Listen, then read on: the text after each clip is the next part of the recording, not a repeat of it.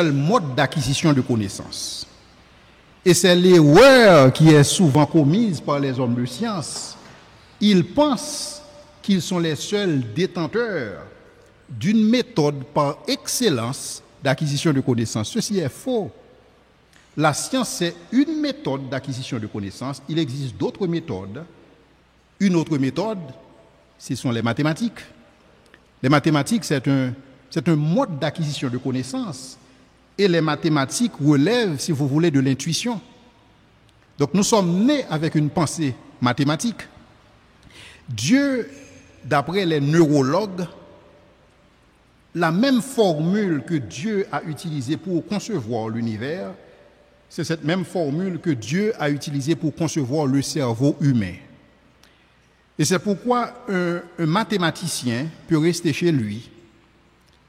Il écrit une formule mathématique pour dire quand est-ce qu'on va avoir un supernova dans l'univers. Quand est-ce qu'on va avoir une étoile qui va apparaître dans l'univers, qui va commencer à exister. Comment est-ce qu'il peut le faire?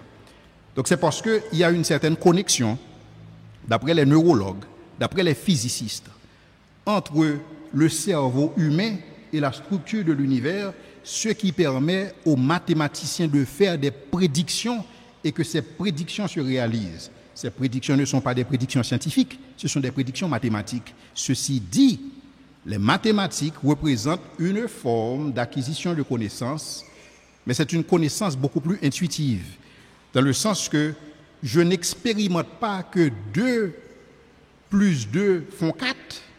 C'est une connaissance intuitive. Je le sais intuitivement. On ne peut pas démontrer 2 plus 2 font 4. Personne ne peut le faire. Mais c'est une connaissance intuitive que nous disposons, de même que la connaissance de Dieu. La connaissance que nous savons de Dieu, c'est une connaissance intuitive. Donc nous sommes nés avec la connaissance de Dieu en nous. Et c'est ce que Paul nous dit en Romains 2, verset 15, verset 14-15. Il nous dit que Dieu a mis sa loi en nous. Et c'est pourquoi la connaissance que nous avons du bien et du mal, c'est une connaissance intuitive. Nous savons intuitivement ce qui est bien et ce qui est mal. Et c'est pourquoi nous sommes inexcusables devant Dieu. Donc, à l'instar des mathématiques, la science est aussi une forme d'acquisition de connaissances. Donc, il est tout à fait normal d'observer dans l'Antiquité, parce que dans l'Antiquité, les hommes aussi avaient un cerveau. Donc, dans l'Antiquité, les hommes pouvaient développer des formules mathématiques et pour réaliser certaines choses. Cependant, il faut faire très attention entre la science et la pseudoscience. La pseudoscience, c'est la manipulation des hommes par des forces normales et paranormales de l'univers pour aboutir à leur fin. Quand Moïse se tenait devant Janès et Jambres et le Pharaon, les magiciens de Pharaon ont utilisé une pseudoscience pour faire des prodiges. Donc ils ont manipulé des forces normales et paranormales dans l'univers pour arriver à faire certaines choses. Donc on ne peut pas toujours cerner pour ce qu'il s'agit de la civilisation égyptienne, quel était le pourcentage de ce qui était réalisé par la pseudoscience et par la science. Mais cependant, ce qu'il faut conclure, c'est que la science n'est pas le seul mode d'acquisition de connaissances.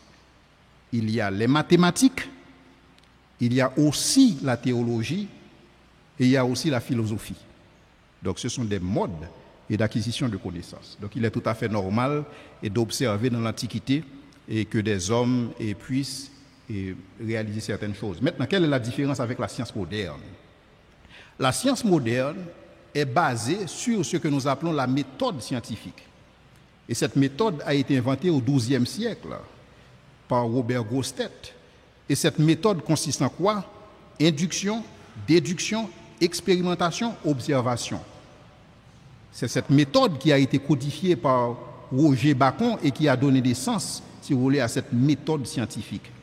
Donc, dans ce sens, en utilisant cette méthode, nous pouvons nous assurer que les mêmes causes produisent les mêmes effets dans les mêmes circonstances. Et c'est pourquoi la science est basée sur ce principe de causalité.